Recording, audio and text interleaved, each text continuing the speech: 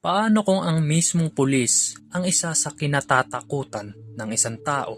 At paano kung ang kriminal na ito ay mas kilala pa kesa sa batas na humahabol sa kanya? Noong 1980, isang pangalan ang gumimbal sa buong Maynila, Ben Tumbling. Isa siyang notorious na kriminal, kilala sa panluloob, pagnanakaw at marahas na krimen, lalong-lalo na sa lugar ng Tondo at iilang karatig lugar sa Maynila. Ang palayaw niyang tumbling ay galing sa kakaiba niyang kakayahan. Mabilis gumalaw, mahusay tumakas, at parang laging nakakalusot kahit ilang beses nang hinahabol ng mga pulisya.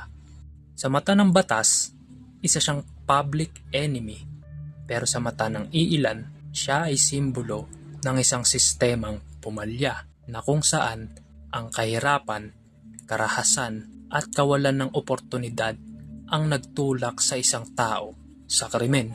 Maraming beses siyang naaresto pero paulit-ulit din siyang nakakalaya hanggang sa tuluyan na siyang nawala sa eksena, dala-dala ang mga tanong na hindi pa nasasagot.